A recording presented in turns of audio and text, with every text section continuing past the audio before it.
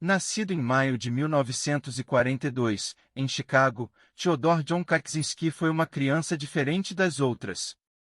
Até ter urticárias graves em sua pele, a criança era feliz e bem-humorada. No entanto, depois de ser levado ao isolamento hospitalar com contato limitado, Theodore tornou-se uma criança que poderia demonstrar poucos sentimentos por meses.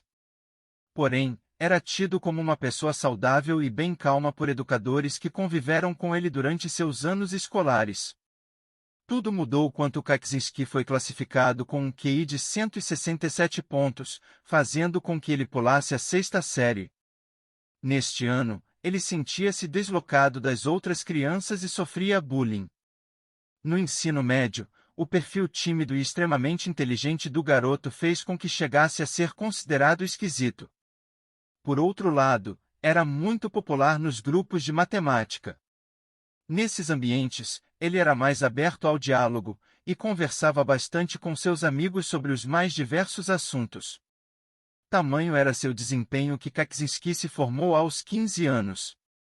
Seus pais e pessoas da escola incentivaram o garoto a ingressar em Harvard e, aplicando vaga por uma bolsa de estudos, foi aprovado na universidade aos 16 anos de idade. Na faculdade era conhecido por seu estilo reservado e de poucas palavras. Muitos de seus colegas da época afirmavam que ele falava muito pouco, mas que se demonstrava amigável quando entrava, raramente, em debates, e era um gênio.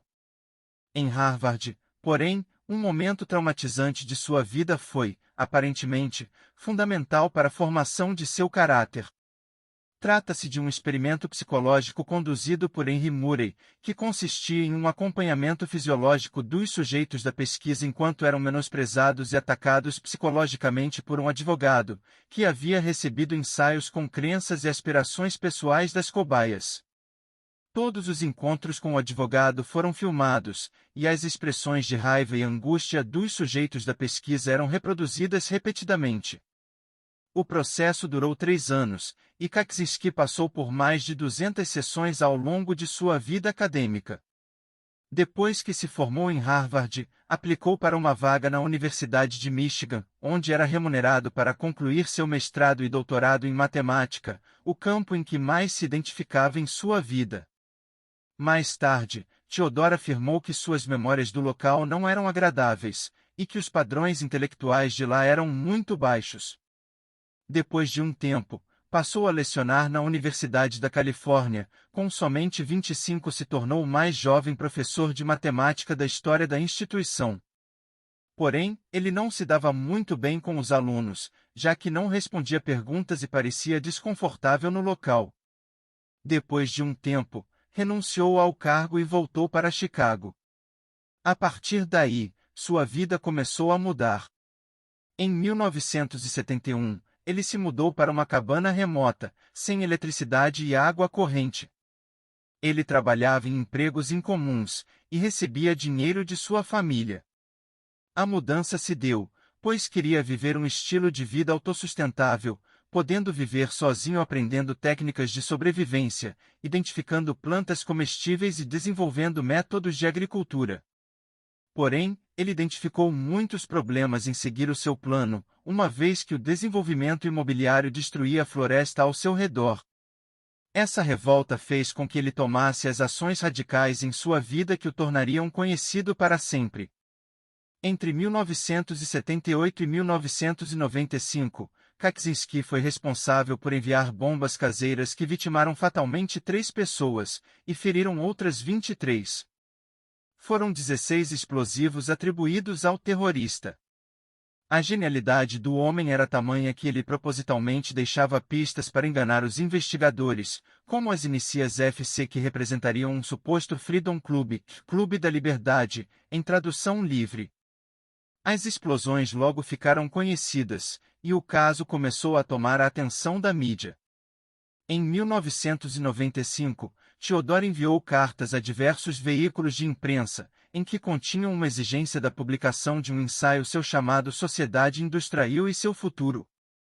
Caso fosse atendido, ele dizia nas cartas, o terrorismo acabaria.